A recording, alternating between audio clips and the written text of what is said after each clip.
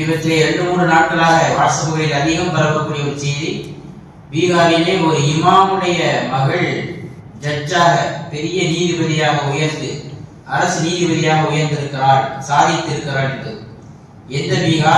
எந்த பீகார்ல முஸ்லிம்களுக்கு சாதகமான ஆட்சி இல்லையோ அந்த பீகார்.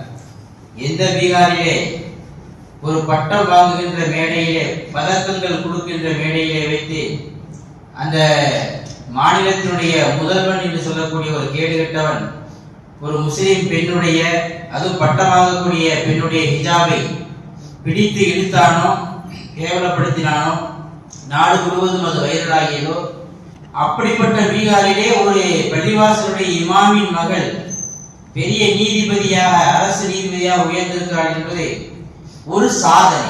எப்படி அவள் சாதித்தாள் என்று அவரிடத்திலே பேட்டி கண்டார். அவர் சொல்லக்கூடிய பாயிண்ட் தான் நமக்கு தேவை. ரொம்ப நோ மணி, நோ லஞ்சம், நோ ரெக்கமெண்டேஷன், இதெல்லாம் தாண்டி அவள் சாதித்திருக்கிறார். முடியுமா? ஒரு சாதாரண சின்ன வேலை வாய்ப்பு என்று சொன்னால் லஞ்சம் கொடுக்காமல் இந்த நாட்டில் சாதிக்க முடியாது என்ற கேடுகட்ட நிலை.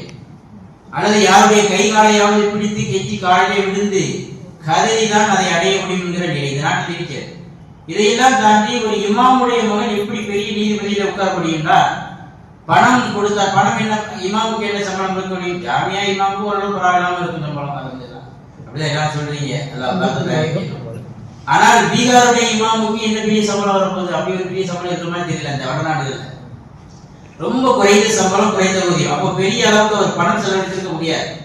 அந்த பெண்ணே சொல்கிறார், இமாம் என்னுடைய தகப்பனாருக்கு ரொம்ப சம்பளம் கம்மி தான். அப்ப ரெக்கமெண்டேஷன், என் தகப்பன் எவ்வளவு கம்பீரமானவர் சொன்னா, ஒரு கம்பீரமான இமாம் யாரிடத்தில் போய் கை கட்டி நிற்பதையோ, வாசலில் போய் நின்று வேண்டிக் கொண்டு நிற்பதையோ விரும்ப மாட்டார். கொஞ்சம் கெத்தாகவே இறைவனை மட்டும் சார்ந்து அவர் வாழ்வார்.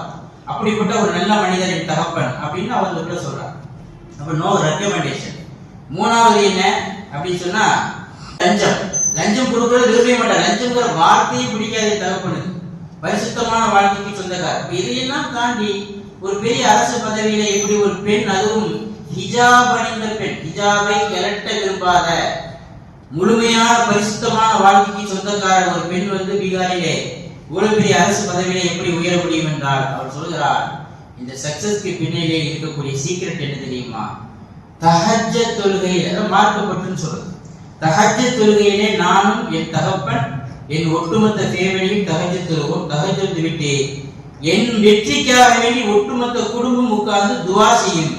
என் பெற்றோருடைய பிரார்த்தனை என்னை உயர்த்தியது அப்படின்னு அந்த பிள்ளை தைரியமா சொல்லுது. பொதுவெளியில யாருடைய உள்ளத்தை அல்லாஹ் போடணுமோ போட்டுருவான், யாருடைய உள்ளத்தை அல்லாஹ் சேஞ்ச் பண்ணணும் பண்ணிடுவான். நடக்க வேண்டியது நடந்துவிடும், சாதிக்க வேண்டியதை சாதித்து விடலாம். இப்படிப்பட்ட அப்ப முயற்சி வேண்டும், படிக்க வேண்டும், கடுமையாக உழைக்க வேண்டும். அதை தாண்டி இறைவனுடைய கிருபை இருந்தால் வென்று விடலாம். அதற்கு பிரார்த்தனை தேவை.